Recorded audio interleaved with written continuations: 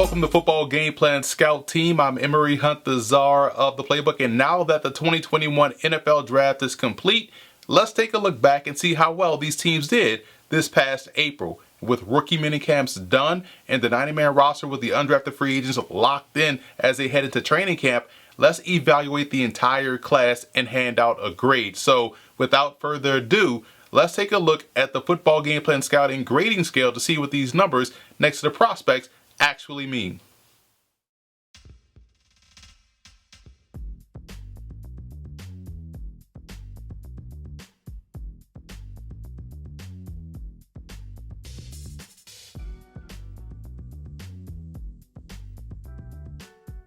Obviously, by looking at the three selections, we know Seattle didn't have many picks to work with in the 2021 NFL Draft, but it doesn't mean they didn't come away with some guys that should make an impact in year one. Dwayne Eskridge out of Western Michigan, I called one of his games live when they played Monmouth. Explosive playmaker. He was playing cornerback at the time. Then he moved back to wide receiver and averaged over 20 yards a catch. That is unheard of. He's going to be someone that can complement Tyler Lockett as far as being a deep threat is concerned. Trey Brown out of Oklahoma, quick, active, feisty corner that you like, a true nickelback that should have some success thriving in a situation where they needed some help on the back end, and they got one in Trey Brown. So those two picks to me made a lot of sense. Where the Seahawks really cleaned up is in the undrafted rookie free agent market, getting a lot of guys. You look at Jake Curran out of California, my 15th offensive tackle. He plays with a great amount of controlled aggression, really takes the fight to the defender and does not shy away from contact. He takes an aggressive pass set. He's able to explode off the ball in the run game and is relentless in his pursuit of the block. The power is in his punch, slowing down and controlling the defensive lineman.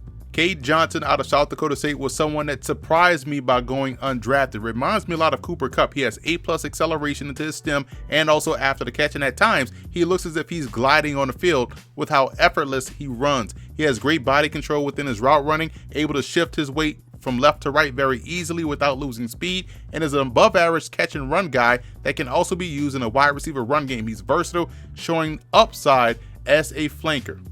Josh Johnson out of UL Monroe at 5'9", 215 has good all-around game. He has a great combination of quickness, power, balance, and shiftiness. He has a strong feel for the run game as well. Underrated threat in the passing aspect of the game. He understands where his hands are and is comfortable in catching the ball away from his body and has good instincts to make quick decisions as an inside runner. And you'll like this, Seattle fans. His game kind of reminds me of Marshawn Lynch.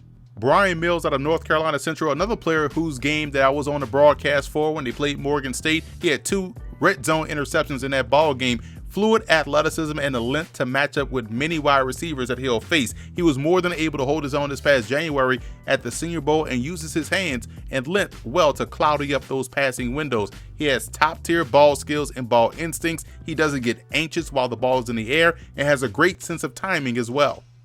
Tamarian Terry out of Florida State is 6'4", 210, and he's surprisingly elusive for a bigger body wide receiver. He has good burst and has shown to be a solid broken field runner. Now versus press coverage, he knows how to free himself and quickly does a great job of stacking the defensive back while showing the above average ability to track the football while it's in the air. He plays the above the rim game at all levels of the field, showing no fear in going over the middle of the field as well. Greg Island of Mississippi State is 6'8", 335, shows a good understanding of how to use leverage and length in pass protection. He gets pretty good knee bend for a guy that is 6'8" and is able to be judicious with his punch. So he's not over aggressive. He's just the right amount of aggressiveness at the position. He's solid in the run game. He's played left guard at times for Mississippi State and is comfortable playing in a confined box versus quick interior pressure. So you get someone that can play outside as a tackle but also has experience and productivity playing inside as a guard.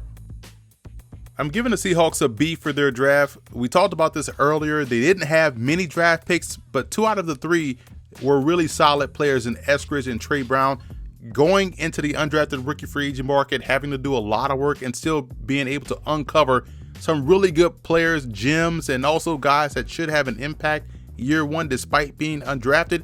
I think that helped save the class and elevate the class in my opinion. On draft night, I thought C+, but now looking at the entire draft with the undrafted players, in addition to the draft picks, it elevates it to a B. So solid job by Seattle doing work in the quote-unquote 8th round. So that's it for this edition of Football Game Plan Scout Team. I'm Emery Hunt, the czar of the playbook. Be sure to follow me on all of my social media accounts. And don't forget to check out and subscribe to the Football Game Plan Network located at youtube.com/footballgameplan. Also subscribe on iTunes to Football Game Plan Podcast and leave us a 5-star rating.